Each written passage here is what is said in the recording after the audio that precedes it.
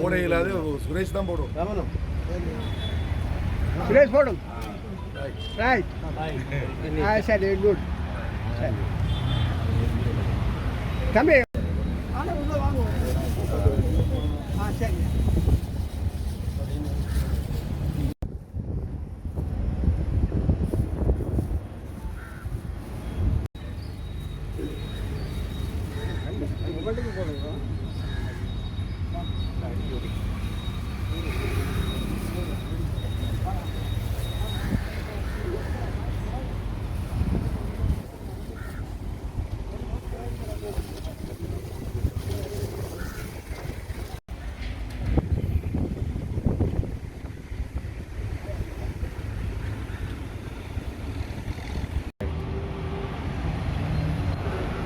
கட்டிக்கா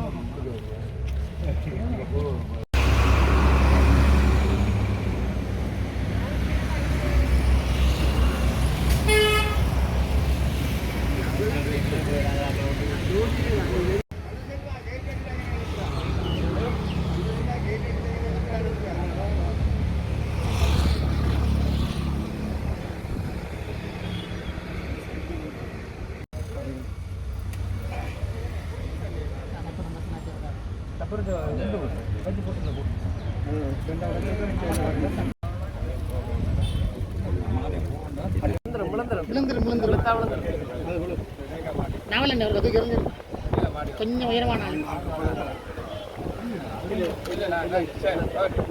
சரி கொள்ளுங்க.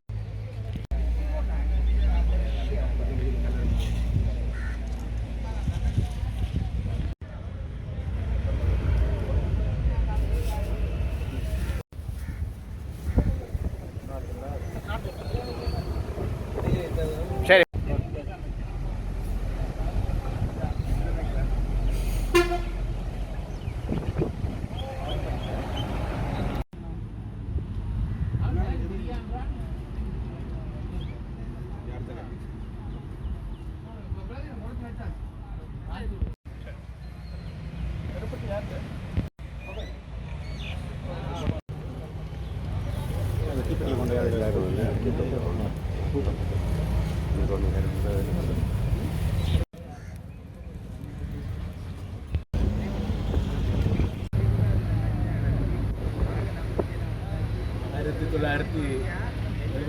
ஆண்டு ஜனவரி மாதம் நடைபெற்ற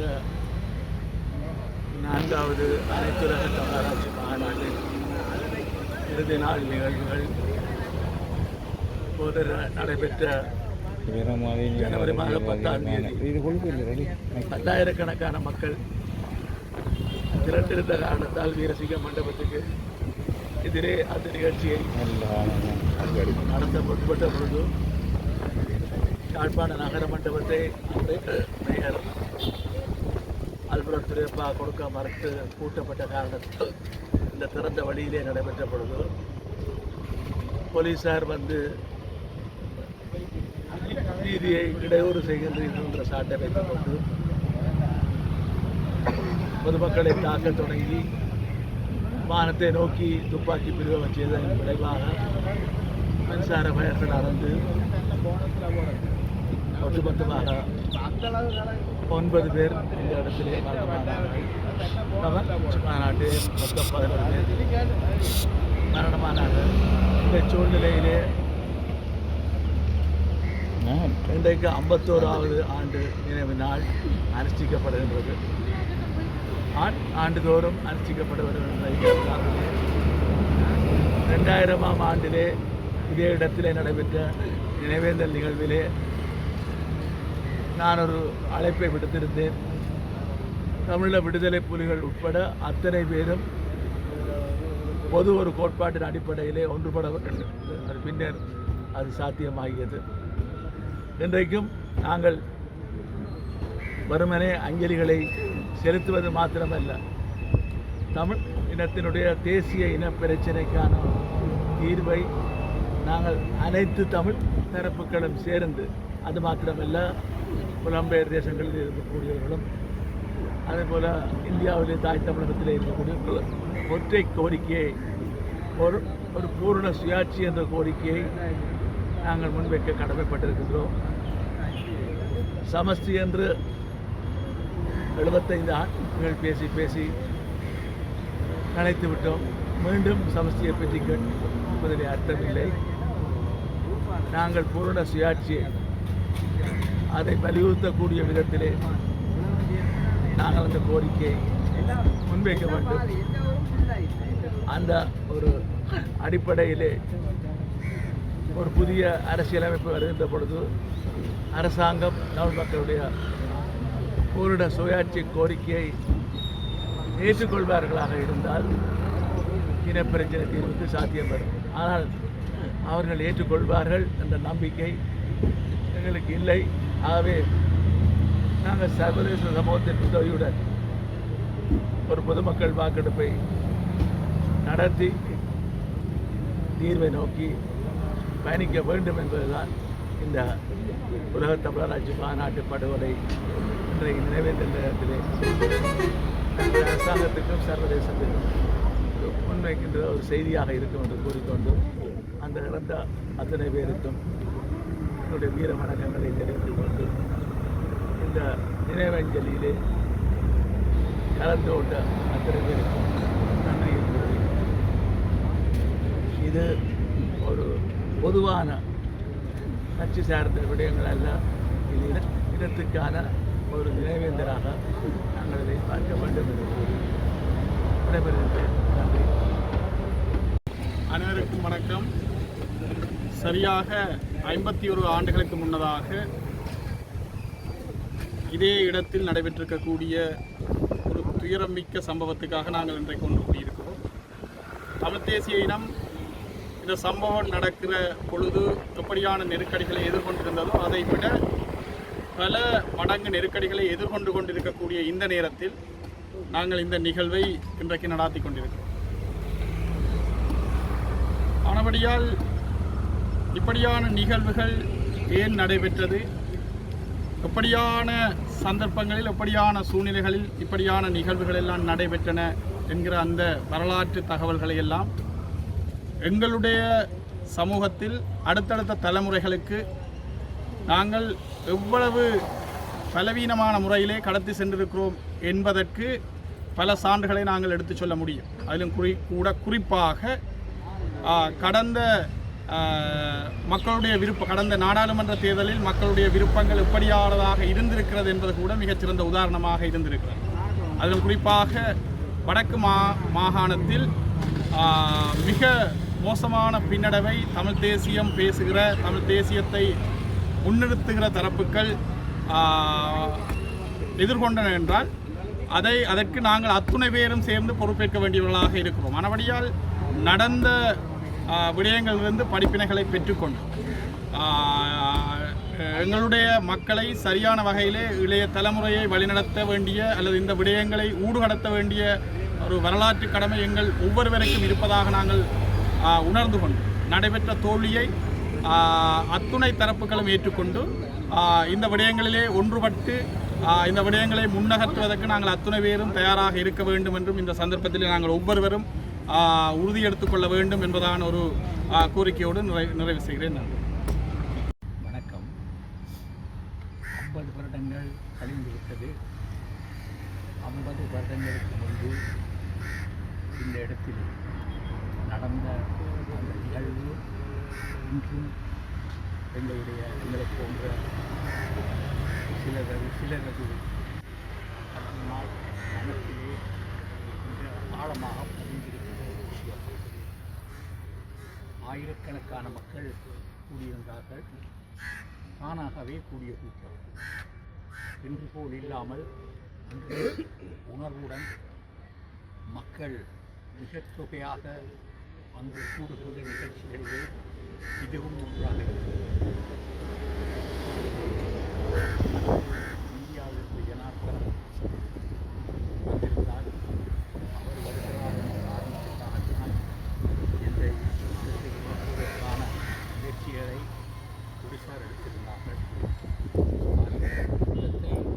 நிகழ்ச்சியிலே இந்த இடத்திலே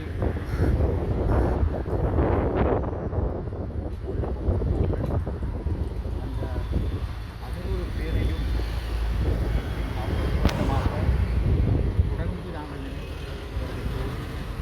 அவர்களுடைய இழப்பு தமிழ் மக்களுடைய போராட்டத்தின் ஆயுத போராட்டத்தின் ஒரு ஆரம்பமாக அரசாங்கத்துக்கு என்ன அதன் பிறகுதான் ஆயுத போராட்டம் தூய்மையடைந்து உலகமே பார்த்து நிற்கிற அளவுக்கு அந்த ஆயுத போராட்டம் எடுக்கப்பட்டது. பல இயக்கங்களிடையே மோதல்கள் இப்படியாக இருந்திருந்தாலும் அந்த ஆயுத போராட்டம் தமிழ் மக்களுடைய முடிவை நோக்கி போகும் என்று மக்கள் நம்பினார்கள். அதன் பிறகு ஆயுத போராட்டம் முடிந்தபின்பு இன்று நாங்கள் சாத்திய ரீதியிலே பேச்சுவார்த்தை மூலம் ஒரு தீர்வை அடையலாம் என்ற ஒரு நம்பிக்கை சிலருக்கு இருந்தது. இருந்தாலும் அந்த நம்பிக்கை கூட இன்று தமிழ் மக்கள் என்ன செய்வது என்று தடுமாறிக்கொண்டிருக்கின்ற ஒரு காலமாகவே இது இருக்கின்றது. நாங்கள் முக்கியமாக ஒற்றுமைப்பட வேண்டும். எல்லாரும் இந்த தமிழ் தேசிய படத்திலே இருக்கக்கூடிய கட்சிகளுடைய ஒற்றுமை ஒரு பலமாக இருக்கும். அந்த பலத்தை கொண்டு நாங்கள் தமிழ் மக்களுடைய அடிப்படை பிரச்சனைகளை தேசிய பிரச்சனைக்கு ஒரு நியாயமான தீர்வை காண்பதற்கு நாங்கள் எங்களுடைய நடவடிக்கைகளை தொடர்ந்து எடுக்க வேண்டும். அதற்கு நாங்கள் எல்லாரும் ஒத்துழைப்பட வேண்டும். அதை கொஞ்சம் கொஞ்சமாகத்தான் இன்று இருக்கின்ற நிலையிலே வடக்கு கிழக்கை பார்க்கின்ற போது கிழக்கை விட்டாலும் கூட கிழக்கிலே தமிழ் தேசியத்துக்காக தமிழ் மக்கள் எவ்விடத்தில் நின்றுள்ளார்கள். வடக்கிலே அவர்கள் சிங்கள தேசிய கட்சிக்கும் வாக்களித்திருக்கின்றார்கள். அது மாத்திரமல்ல, தமிழ் தேசிய கட்சிகள் என்றால் 2 பேர் தான் இங்கிருந்து தெரிவு செய்யப்பட்டிருக்கின்றார்கள். முக்கியமாக இன்று வரையிலே தமிழ் தேசியத்தின் ஒரு அடிப்படை இடமாகவே பார்க்கப்பட்டது. முக்கியமான இடமாக தமிழ் தேசியத்திற்காக நிற்கின்ற இடமாகவே என்றுமே பார்க்கப்பட்டது யாழ்ப்பாணம் என்று சொல்லுகின்ற போது. இங்கு மாத்திரமல்ல, தமிழ்நாட்டிலே கூட அவர்கள் யாழ்ப்பாணம் என்றுதான் இந்த விஷயத்தை கிடைப்பார்கள். தமிழ்நாட்டிலே மாத்திரமல்ல, மலையகத்துக்கு சொந்தமான ஐயா கூட அவர் வடகிழக்கு என்று சொல்ல மாட்டார், யாழ்ப்பாணம் என்று சொல்லுவார். இப்படியான ஒரு நிலையிலே யாழ்ப்பாணம் மிகப்பெரிய ஒரு பின்னடைவை என்று கண்டிருக்கின்றது. இதை நாங்கள் அனைவரும் ஒற்றுமையாக நின்று மீண்டும் கட்டியெழுப்ப வேண்டும். கட்டியெழுப்பி தமிழ் தேசிய போராட்டத்தை எடுத்துச் செல்ல வேண்டும். சாத்வீக ரீதியிலே நாங்கள் எடுத்துச் செல்வதற்கு முதலிலே எங்களுடைய ஒற்றுமையை கட்ட வேண்டும். அதை நாங்கள் அனைவரும் செய்ய வேண்டும் என்பதுதான் இந்த இதுவரை காலமும் தங்களுடைய உயரை இந்த 9 பேர் மாத்திரமல்ல, இந்த 11 பேரும் மாத்திரமல்ல, இதுவரை காலம் தங்களுடைய உயிரை தியாகம் செய்த ஆயிரக்கணக்கான இளைஞர்கள், பொதுமக்கள் அனைவரும் விருப்பமும் அதுவாகவே இருக்கும் என்று அவர்களுடைய விருப்பங்கள். ஆகவே அதை நாங்கள் நிறைவேற்ற வேண்டும் என்று கேட்டு முடிக்கின்றேன். நிறைவேறுவதற்காக நாங்கள் என்றும் நீடித்து நிலைத்து விளைப்போம் என்ற உறுதியோடு இந்த நிறைவு கொண்டு இந்த ஆத்மாக்களுக்காக எங்களுடைய இறைவனிடம் அவர்களுக்காக மன்னிப்பு இருக்கின்றோம். இறைவா, உமக்கு புகழ். நித்திய இழப்பாற்றி அவர்களுக்கு அளித்தருளும் ஆண்டவரே, முடிவில்லாத ஒளி அவர்களுடைய கடவுள் சமாதானத்தை இழப்பார்களாக ஆகும். இதே நாளிலே கொல்லப்பட்ட எங்களுடைய உறவுகளுக்காக இன்று ஒன்று கூடி நாங்கள் அஞ்சலி செலுத்துகின்றோம். இதனுடைய எண்ணம் என்னென்று சொன்னால், எங்களுடைய அடுத்த தலைமுறை இந்த மண்ணிலே பலவிதமான துன்ப துயரங்கள் நடைபெற்றதை உணராதவர்களாக இருக்கின்றார்கள். அந்த தலைமுறைக்கு இது எங்களுடைய ஒரு தமிழராட்சி மாநாட்டிலே நடந்த ஒரு துயரம். இன்றைக்கு 51வது ஆண்டிலே நாங்கள் நினைவு கூறுகின்றோம். இன்றைக்கு 7-8 தசாப்தங்களாக இதே இனம் தன்னுடைய உரிமைக்காக பல்வேறு விதமான போராட்டங்களை முன்னெடுத்து பல்வேறு விதமான விலைகளை கொடுத்து உயிர் தியாகங்கள் உடைமை மற்றும் பல்வேறு விதமான முன்னெடுப்புகளை செய்து இன்று தங்களுடைய இலட்சியங்களை அடைய முடியாத ஒரு துப்பாக்கியமான ஒரு சூழலிலே இந்த இனம் காணப்படுகிறது. ஆகவே இந்த இனம் மிக விரைவாக விடுதலை அடைய வேண்டும். எங்களுடைய மக்கள் தங்களுடைய மண்ணிலே கௌரவமாக வாழ வேண்டும் என்ற உயரிய எண்ணத்திலே பலவிதமான உயிர்களை நாங்கள் விதைத்திருக்கின்றோம். ஆகவே இவர்களுடைய தியாகத்தோடு சேர்ந்து இங்கே இந்த மண்ணிலே புதையுண்ட அத்தனை வீரர்களுடைய எண்ணங்களும் நினைவாகும் வரை இந்த இன விடுதலை பயணம் உணர்வுபூர்வமாக முன்னெடுக்கப்பட்டு அடுத்த தலைமுறைக்கு இது நடத்தப்படும் என்பதை இந்த இடத்திலே நாங்கள் உறுதியாக கூறுகின்றோம். இவர்களுடைய ஆன்மா நித்திய இளைப்பாற்றியை பெறுவதாக. முன்னால் இடத்திலே பாடசாலை சிறுவனாக என்னுடைய பக்கத்தில் இருக்கிற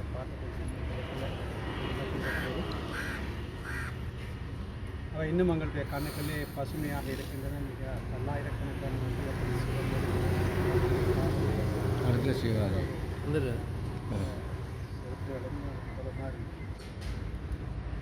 இல்லை 52 வருஷம் போனாலும் கூட வந்த செய்திகளை போடுறேன்.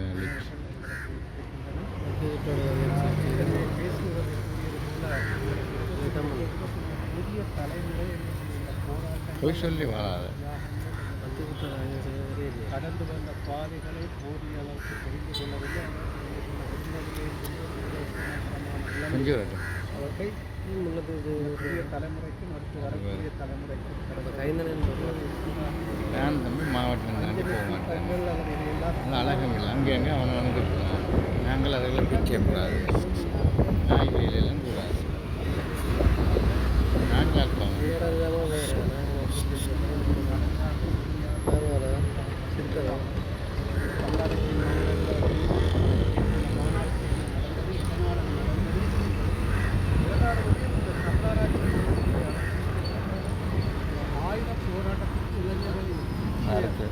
மிக முக்கியம். அத்திவாரக்கல் ஆயுத போராட்டம் இங்கே நடப்பதற்கு ஒரு அத்திவாரக்கல் மாதிரி நடந்த விஷயம் இந்த உள்ளாராட்சி மாநாட்டில் மிக பெருமளவு இளைஞர்களை அந்த இந்த செல்வாக்கு அதன் விளைவாகத்தான் மிகப்பெரிய ஆயுத போராட்டம் ஆகவே இன்றைக்கு 51 ஆண்டுகள் 55 ஆண்டுகள் கழித்து நாங்கள் தொடர்ந்து பல்வேறு பாரணிகளை நாங்கள் சொன்னாலும் கண்டிப்பாக உறுதியான ஒற்றுமையை உருவாக்கி இந்த இழந்த உயிர்கள் அனைத்துக்கும் ஒரு அர்த்தத்தை உருவாக்க வேண்டும் இந்த இடத்தில் எங்களை கூறி நாங்கள் தொடர்ந்து வருஷம் இதை நடத்திக்கொண்டு ஏதாவது பேசிக்கொண்டே போகாமல் இதை நாங்கள் அர்த்த புஷ்டியான ஒரு விடயமாக எடுத்து ஒரு அர்த்த புஷ்டியான ஒரு ஒற்றுமையை உருவாக்கி நாங்கள் அந்த தீர்வை காண வேண்டும். நாங்கள் ஏற்கனவே சொன்ன மாதிரி இப்போ இருக்கக்கூடிய புதிய தலைமுறையும் சரி அடுத்த தலைமுறையும் சரி இதை எந்த அளவுக்கு புரிந்து கொண்டிருக்கிறார்கள். நான் சிறுவனாக இருந்தபோது அந்த செல்வாவுடைய கூட்டங்களை பார்த்திருக்கிறேன். அவர் சொல்லிட்டு அடுத்த தலைமுறைக்கு நீங்கள் அதை விட்டுச் செல்லக்கூடாது, நாங்கள் அதை விட்டுச் செல்லக்கூடாது, நாங்களே தீர்வு கண்டுவிட வேண்டும் என்று சொல்லி நான் இருந்தபோது நான் உரிமையோடு செய்து வாழ்க்கையில்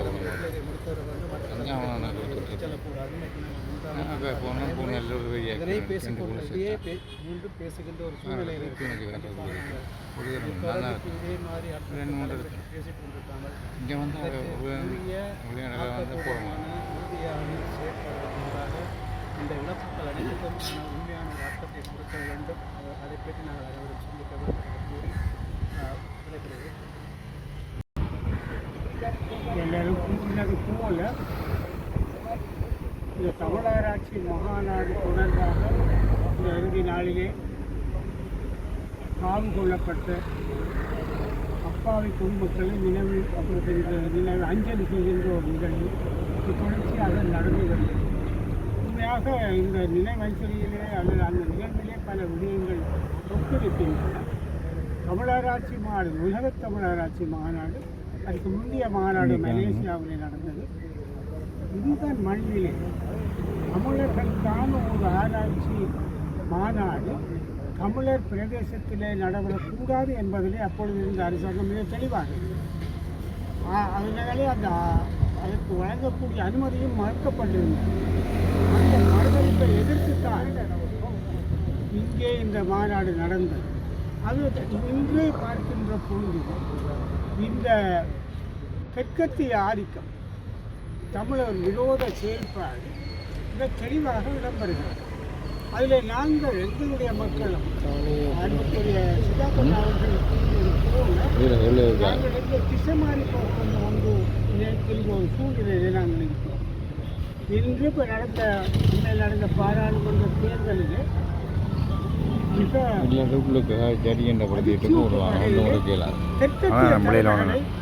தெற்கத்திய தலைமைகளுக்கான பிரதிநிதிகளை தெரிவு செய்கிறார்கள். இதே உண்மையாக வரலாற்றை புரிந்து கொள்ளாத ஒரு நிலைவாக இருக்கிறது. மக்கள் இதை புரிந்து கொள்ள வேண்டும். மக்களுக்குள்ளே இருக்க கருத்து வேறுபாடுகள் எதுவாக இருந்தாலும் சரி, தலைமைத்துவம் எங்களுடைய மக்களுடைய பிரதித்துவம் எங்களுடைய தலைமைக்கு உட்பட்டதாக இருப்பதை தவிர தெற்கத்திய தலைமைக்கு உட்பட்டதாக இருப்பது மிக மோசமான இதற்காக போராடியது. இந்த தமிழ் ஆராய்ச்சியை மாநாட்டை நடாத்தியவர்களே இந்த அரசாங்கத்தை எதிர்த்து தான் போராடி இந்த மண்ணிலே இந்த மாநாட்டை நடாத்தினார்கள். அதற்காக இந்த ஆயுத உண்மையாக இந்த 74ஆம் ஆண்டு ஜனவரி 10ஆம் தேதி நடந்த நிகழ்வுதான் எங்களுடைய தற்காப்பு போராட்டத்துக்கு வித்திட்டது. தற்காப்பு போராட்டம் நாங்கள் தொடர்ந்து இப்போது வருடம் நடைபெற்ற தற்காப்பு போராட்டத்துக்கு வித்திட்டது இந்த நிகழ்வு தான். இதற்கு பின்னாலே தான் ஆயுத போராட்டங்கள் பரிணமித்தன. ஆகவே அது எல்லாவற்றையும் எங்களுடைய மக்கள் கவனத்தில் கொள்ள வேண்டும், நினைவில் கொள்ள வேண்டும். ஆகவே இனிமேலும் தெற்கத்திய தலைமைக்கு பின்னாலே போகாமல் தமிழ் தலைமைகள் எதுவாக இருக்கிறார்கள், ஒற்றுமையாக இருக்கிறார்கள், தமிழ் தலைமைகளுக்கு பின்னாலே அவர்களை ஆதரிக்க வேண்டும். எங்களுடைய அவர்களுக்கு வாக்களித்தவர்கள் மீள் பரிசீலனை செய்யும். இனிமேல் எதிர்வருகின்ற தேர்தல்கள், உள்ளாட்சிகள் தேர்தல்கள் வருகின்றன. தமிழ் தேசியத்தோடு பலமாக நிற்கின்ற நிலைக்கு மக்கள் உள்ளாய்வு செய்ய வேண்டும். இத்தனை பாதகமான அச்சுறுத்தலுக்கு மத்தியிலே நாங்கள் வாழ்ந்திருக்கிறோம். எங்களுடைய போராளிகள் இவர்களை போன்ற இந்த 11 பேரும் போராளிகள் அல்ல, அவர்கள் வெறும் பொதுமக்கள். ஆகவே அப்படியான பல கொலைகள் நடந்திருக்கின்றன. இவை நினைவு கூர்ந்து ஒரு மாற்று சிந்தனையை மீளாய்வு செய்ய வேண்டிய சூழ்நிலை இருக்கிறது. மக்கள் அதை கவனத்தில் கொள்ள வேண்டும் என்ற இந்த சந்தர்ப்பத்தில் கண்டு எங்களுடைய இந்த நிகழ்விலே அஞ்சலி செலுத்துகின்ற அத்தனை ஆன்மாக்களும் அமைதி பெற வேண்டும் என்று பிரார்த்தித்து விடைபெறுகின்றேன். நன்றி.